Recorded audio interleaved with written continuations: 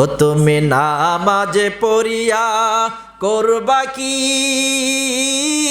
তুমি হজ করিয়া করবা কি, মনে ঢুকেছে ভাইরে তোমার দারুণ শয়তানি, ঠিক না?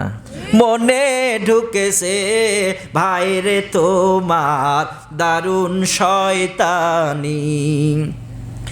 তুমি হজ করিতে কাবায় যাও, গিলাফ ধরে তুমি ক্ষমা চাও, আল্লাহর আরশে ক্ষমা নাহি পাও।